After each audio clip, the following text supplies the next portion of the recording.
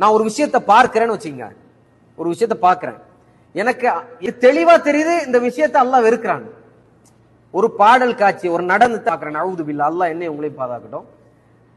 ஒரு பாடல் காட்சியை யாரோ ஒரு பொம்பளை ஆடக்கூடிய, சரியா, மியூசிக் இருக்கக்கூடிய ஒரு மோசமான காட்சியை என்னுடைய கண்கள் கொண்டு பார்க்கிறேன்.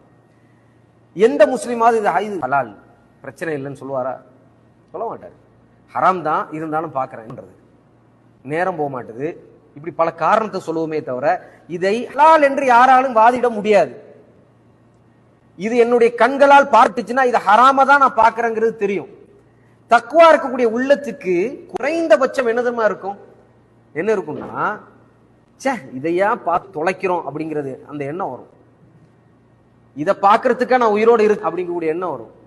இதையெல்லாம் பார்த்து நான் அப்படியே மரணிச்சிட்டேன்னா என்ன ஆகுறது, என்னுடைய ஆன்மாவுக்கு என்ன ஆகுறதுங்கிற கவலை வரும்.